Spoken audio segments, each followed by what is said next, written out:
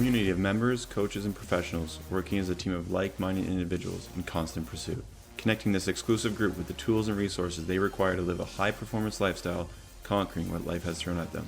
We are Living the Fit Life. Welcome to the Living the Fit Life podcast, episode 53. I'm your host, Chad Mueller, and today we're getting after it with Michael Dennington, GOLFWOD founder and owner, PGA pro, pretty fit dude. It's been a pleasure following you on social. How's it going, man? I'm pretty good, buddy. How are you? Pretty good. Where are you located? I'm in the UK, so north of the UK. Awesome. I think that you might be our first European guest, actually, which is kind of cool. Hey, sounds good, man. Yeah, thanks so to stretch it out. Awesome. I think for anybody that isn't familiar with Michael or GOLFWOD, we'll definitely connect to the socials, but you're sort of bridging the gap between golf and fitness, and more specifically sort of functional fitness. And I want to dive into sort of what you think about sort of fitness and more specific to sport specific fitness, and talk about some GOLFWOD related stuff. And I want to start with just like, you're a pretty fit individual. I'd love to hear your background on sort of sport and fitness. Yeah, for sure. So, I mean, I definitely wasn't always that much of a fit dude. Quite the opposite in my formative years, really. And then it's kind of getting to that 20 mark, somewhere around there, and finally got myself into fitness much more consistently. I was training with my brother. I was playing golf at the time as well. I only took up golf when I was 15, so pretty late to it, and quickly transitioned through that. Competed a little bit, did this, did that, and along the way, obviously, could quite clearly see big changes fitness-wise, and then it was clearly correlating to the golf side as well. So obviously from there, and feeling better, moving better, playing better golf, like the motivation built pretty quickly. So that kind of really towed it along, and from there out, found CrossFit not too much later. We were kind of in a conventional gym for a while, and it was just the time CrossFit was kind of really taking off. So you see a couple of things on the internet, watch a couple of videos. We actually used to train in a second floor gym, so we made all kinds of noise in a conventional gym that you probably shouldn't do. So I realized it was quite a good time to switch over and try CrossFit out, and then kind of went from there, to be honest. Pretty good synergy all the way through between that and my game. Managed to maintain both. There was kind of ups and downs on both sides, obviously, but that's where we are today. Cool. And when did you have your PGA card, correct? Yeah, that's right. So when did you get that? I think I completed my qualifications. It will have been 2015 or 2016. It's been a blur since then, so I'm not actually sure. Okay, cool. And so like, what was the sort of, obviously your fitness journey going and learning the different types of fitness modalities and going to CrossFit? How has that sort of, how has that evolved for you? Like obviously basic fitness training, and then obviously getting the golf and probably learning more sports specific training. And now obviously GOLFWOD is quite a blend of both, right? Functional fitness and sort of golf specific training. How has that sort of evolved for you? That's literally the journey that I've been on, to be honest. That's where I am right now, and it's in part down to my own progress, where I got to physically, what I saw the best results with, how I enjoyed training, and what that did for my game. But then also from a coaching capacity, I've had an incredible data set, basically, because I was a full-time golf coach. I was running my own academy. We've still got the studio now. I don't really do too much in person anymore, but in terms of running a golf academy, and then I got the opportunity to coach CrossFit, which at the time was somebody else's facility. Basically, like I say, it's a massive subset of data in terms of understanding golfers, the actual technicalities of the movement, how people learn a skill, basically, because obviously that's one thing that I always found that kind of kept me going was, although they're both physically oriented, playing golf is entirely different to fitness, really. Because I mean, I've always started fitness, you put the work in, the results more or less follow. Some people have it easier than others, but generally speaking, you put X in, you get pretty solid return. In golf, you have no idea. I mean, that's obviously the beauty of it. But at the same time, when you're putting so much effort into it and your results are varied, you kind of need you need something else there as well. And fitness was that for me. So it was kind of a nice balance between the two. And then, like I say, with the coaching side, at this point, I've coached literally thousands of people, from elite level golfers down to complete beginners who may or may not should be holding a golf club, but I mean that's another big one itself. And then essentially the same on the fitness side. I mean, general population, again, from people who have not done very much at all the way up to really very fit individuals. So over time, working with that many people, seeing so many different things from a movement, strength side, skill side, but also the psychology side is huge as well. And I think that's something I've really kind of taken on. And again, that's played into everything that we do and what I'm trying to achieve with GOLFWOD and wider than that as well. Cool. And obviously, we have a lot of CrossFitters in the community listening, I'm sure. You wouldn't necessarily, I think it's fairly new when we talk about functional fitness versus just CrossFit. Like, I think CrossFit, obviously, when people say CrossFit, it's very much like, heavy weights, high intensity workouts, a lot of gymnastics based stuff. Like, coming from CrossFit and then also looking at the data set that you have in regards to golf, where it's very much like, med ball rotations and cable rotations and all the oblique twists and ab stuff. How did you did you just pick things from one world and the other world? Like, obviously, would a golfer benefit from doing muscle ups, or would a golfer benefit from doing handstand walk? Like, how did you sort of come up with sort of this, I guess, hybrid approach for golfers? I think there's just so many different levels to it. The whole golf fitness industry being where everything has to be kind of air quotes golf specific. I mean, that's a big problem, really. I think that's just like a lot of things in the golf industry. It's definitely changing, but it was a little antiquated. Like, everything's a little slow. Everything kind of resembles a golf swing, and there's not a lot going on.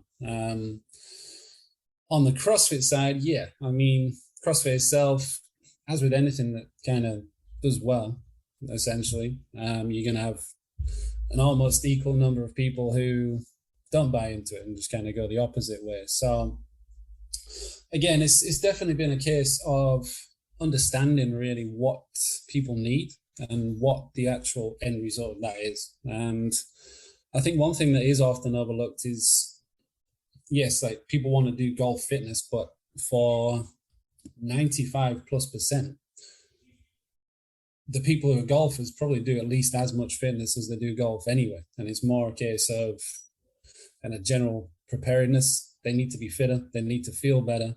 Whether they specifically rotate and work on sequencing or patterns may or may not be impactful. Right? They need to feel better on a day-to-day basis. They want to be fitter, healthier, because, I mean, you should do in your life. You should take care of yourself. So I think the correlative there is that you go to the golf course, you got more energy, your body feels better. Whether you've been training in a specific way or not, there's a pretty good chance you're going to go ahead and functionally perform better. So I think that's a big part of it. You don't really need to bring everything into a subset of people and bring it down to too much of a niche. Like, golf fitness is fitness at the end of the day. I mean, that's one of the big things about it. And then, once you kind of get more and more into it, you can add some specifics. You can look at basically your return on investment. Again, more and more people are running into kind of the lifestyle aspect. How much time do you have to train? How much time do you have to play golf? Less and less for most people. So add some intensity, bring in some elements that really kind of motivate people to train. I mean, that's a big part of it. So you want to inspire fitness through and for golf. So, I mean, if you love golf and If you can see a workout that you think is going to improve your game, and psychologically that means that you improve your fitness, then that's a win. And if you're improving your fitness and you want to take it to the next level and you improve your game, then that's a win on the other side. So it's trying to work on all fronts to bring people to that kind of level. I love that. I love the simplicity of that.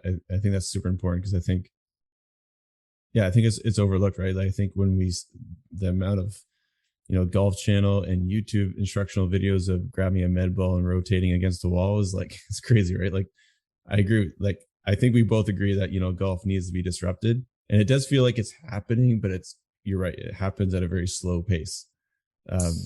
Yeah. I mean, you can see that all across golf. I mean, people talk about hoodies on the course. I mean, there's so many layers to golf, and there's a few people clinging on. I think that's the deal.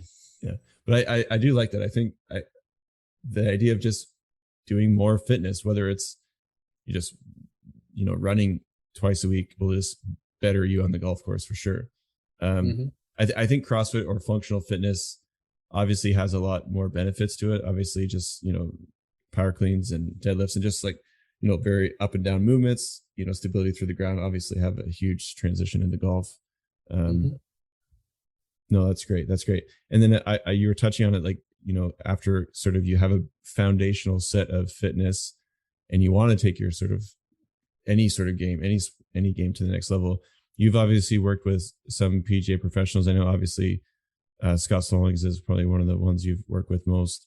How do you go about treating a pro or an elite level, trying to get to the next level? Like, do you approach it the same way, or do you just like, how do you work with that kind of level of athlete? Yeah, I think if people, obviously, once you're looking for those incremental gains, you need to do things differently. I mean, Scott had his own training. We kind of learned from each other. We spent some time together, and I mean, I learned a great deal from Scott as well. Much like what we just talked about there, where really he did it for his health and his fitness. He wasn't specifically looking to do this or do that on the golf course. He needed to feel better. He needed to have more energy, and then that translates to the course as well, whether you are working specifically or not. But in terms of working with people on the elite level, it's, again, the psychology plays a big part, because if they're already at the elite level, I mean, they know what they're doing. So they're looking for those few point increases across the board, whether that is more distance. Obviously, that's where a lot of people are going to now. And that's a real synergy between your training and your mechanics. Some golfers on the elite side probably haven't trained as much as people would think. I mean, and there's people who can create incredible ball speeds and movement patterns, and they maybe haven't done that much training. So again, how do you work with those? It comes down to an individual scenario. Like, you've got to get them confident. You got to get them to buy into the goal. And then it's a case of, again, understanding what they need to do to perform in the near future, longer term, and then really planning it out and working together on that. Cool. No, it makes sense. And it is always impressive seeing, like, we don't have, like, when you're watching the professionals, like, they're not the most like aesthetically, they don't look like they're always the fittest people in the world, right? Like, they just somehow do enough to be able to improve their game. Yeah. And I mean, again, I think people overlook how difficult kind of tour life is for golfers, and difficult relative to their own scenario. But you're traveling all week, you don't know where you're staying, you don't know necessarily where you're going to eat. Like, you got to figure out the gym, then you got obligations to be here, there, and everywhere. I think they can definitely improve performance, which I think you're seeing now on the tour, week in, week out. Everybody's training to some degree, but in terms of body composition and really taking it to the next level, I think, again, it comes down to that return on your time. I think, yes, they know they need to do enough, but typically they're probably going to go to the putting green and make sure they hold a 5 foot. And the other side, it just comes down to what gets the ball in the hole at a certain point. How, I guess, a personal question for you, like, how have you found your fitness level increase, and how have you found it translate to your golf game? I know obviously you share this story a lot on your social, but like for you, how have you found that transition for you?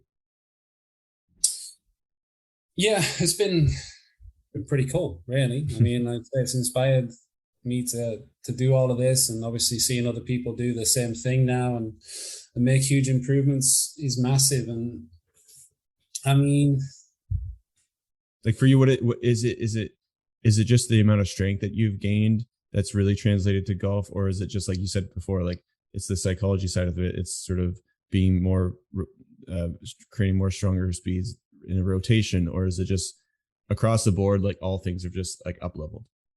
Yeah, across the board, I would say. I think you touched on the kind of gymnastic side earlier on, and that's one of the things that you won't find in the GOLFWOD side, really. And I've minimized that myself now, the kind of high rep ranges where you are. If you are doing that often and your body's in a good place for that, then I don't see too much issue. But in terms of high rep ranges, really working through the joint, I think I've slowed down on that personally. Okay. Do you need that level of fatigue? Do you need that level of stress on there? You can certainly tolerate it, but it's going to take some maintenance. So yeah, I think it's just always evolving. It's understanding where your body wants to be. And I mean, for me, I've got to train, man. That's my deal at this point. I mean, my time is crazy enough as it is. The amount of things that are going on with the golf side, the fitness, the business. If I don't train, then yeah, I can be a little difficult to be around. So it's necessary, man. I mean, and I love to train. Well, that's the end of it, really. I mean, I've been doing this for quite a long time now. I love getting in the gym. It's incredible for me. I mean, it's kind of hard to think about, really. That's what I've managed to turn into the business, the platform that we have. So in terms of motivation and why I train, I mean, it's what I do now. There's no turning back, which is good because I don't intend to turn back. Good. And do you do you do the GOLFWOD programming as it's released too? So I'm always a little bit ahead because I'm trying to test. I'm looking at different workouts, different rep schemes, and yeah, I mean, I probably put myself through a little bit more than just the daily GOLFWOD as it was. Again, looking at the time aspect, different levels, what people need, and kind of training age and things like that as well. So cool. And so we have a lot of golfers in the community, and I'm an avid golfer too, fairly new to the golf world. How do you sort of, I guess right now we're May, so this will be released in the next, so let's call this early golf season even for Canada. When do you start approaching sort of, do you have sort of a off season, in season, when you look at the golf season for you, especially from a fitness perspective? Like, are you preparing, like, how are you breaking that down throughout the year? Yeah, I think the old kind of adage of training the off season, do nothing in the summer.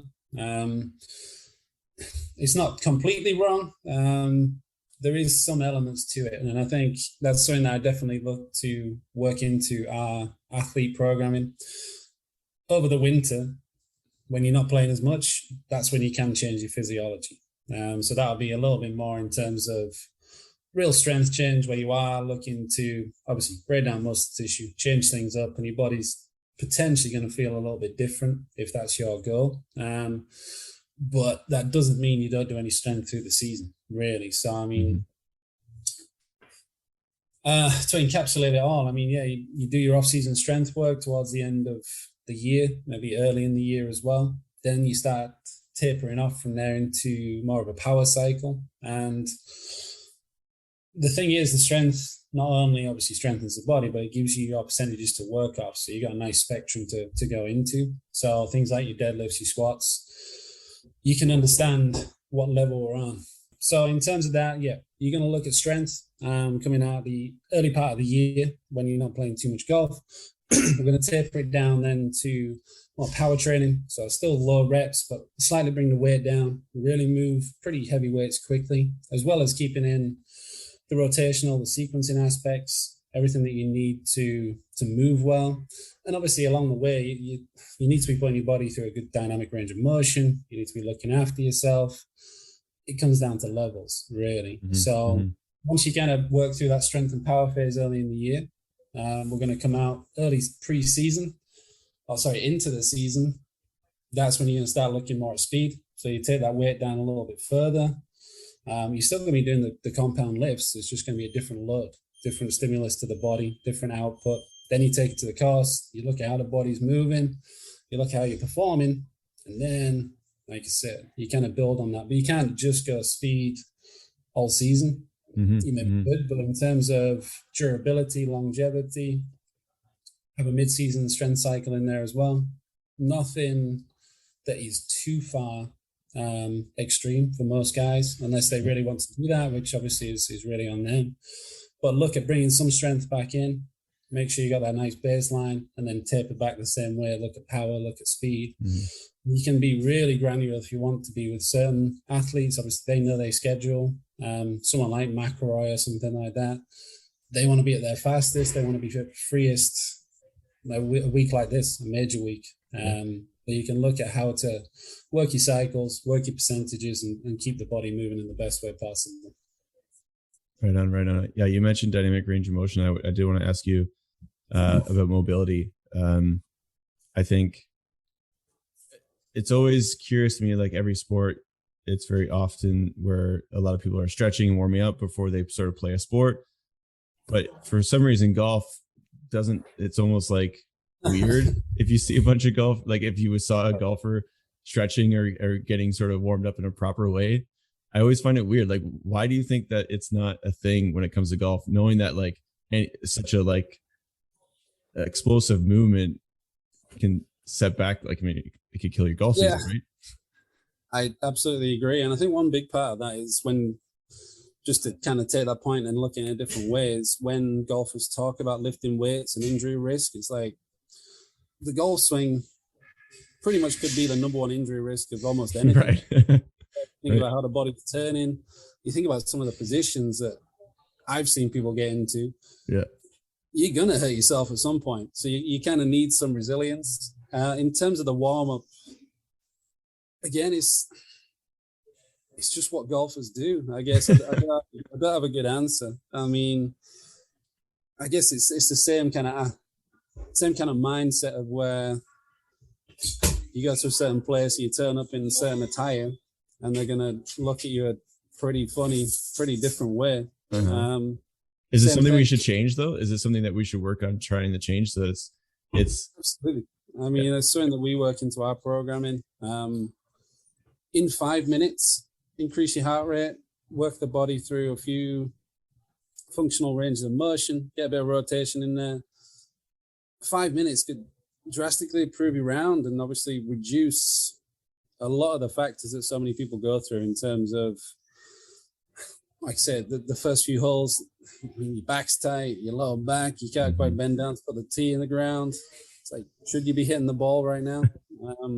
But I mean, I've pretty much seen it all over time. So yeah, it's just getting that buy-in, and it's getting that a few people to do it more consistently, to then be the catalyst to show people that, yeah, you should be doing something. Yeah. Cool. No, I like that. I got one more question for you in regards to GOLFWOD. So like, say someone is, they're at their CrossFit gym, they're doing their CrossFit programming, but they're an avid golfer. How would you sprinkle in or get someone started on sort of looking at GOLFWOD or transitioning into GOLFWOD? Would you suggest sort of, 2 or 3 times a week, kind of getting in some more rotational sort of functional fitness from the GOLFWOD program? How would you sort of get that person started or introduce them into it? Perfect. I mean, you pretty much got it there. I think, like I said, 2-3 times a week. If you can it's the rotational aspect and the sequencing aspect, understanding how it works between the feet, how you use the ground. And those are the really transferable patterns. And I think if you're really looking to improve your game and you're already doing CrossFit, we've got different little programs that are very low in terms of volume, especially if you're already doing CrossFit. It would not be like another 20-30 minutes to tag it onto a session. and just make it that a little bit more applicable, a little bit more functional. And yeah, it's priming the body, and obviously different programming, different days. If you're overly fatigued, your output might not be ideal. So, I mean, if you have the opportunity to do it potentially beforehand, if it's a long, more endurance-based workout, look at doing it first. But there's some decent kind of application after strength training. Obviously, you got the neurological side fired up, the musculature's activated. So if you can then take it through those dynamic patterns and really sequence well, move with intent and dial it up, it could potentially be the best time to actually get it done. So working around CrossFit is definitely something that I would look to do. It's relative to everybody's situation in terms of their gym and space and an awful lot of other things. Not everyone can slam a med ball against the wall. I've had a few people obviously come back at that, and some people not too happy that they were doing it, but it's all good. So I mean, yeah, add something in, see the effect on your game, start to understand movement patterns a little bit more specifically, and then continue to build the skill set. That's where I'd always go to. Nice. No, that's a great way to end it. Thank you. I think that's important because I think we have a lot of listeners that are sort of curious on how to improve their game, but they have sort of a foundational set of fitness, and I don't know if they want to rock the boat or not, but I think a good way of kind of introducing it is just kind of taking a few steps. So I think GolfWOD's a great resource for that kind of stuff, for sure. And it's easy for a CrossFitter transition because it's really much relative movements, right? Yeah, absolutely. Yeah, and hopefully, I mean, we're building up our own affiliate side as well. So there might be a few more CrossFit gyms, functional fitness gyms who offer a little bit of golf fitness, kind of feel it out and implement a few of these workouts and movements into their space as well. So that'd be pretty cool to see. Well, thanks, Michael. I really appreciate your time. I know you're a busy guy. Yeah. Thank you very much. And thanks everyone for listening. Check you next time. Appreciate it, buddy. Thank you, man.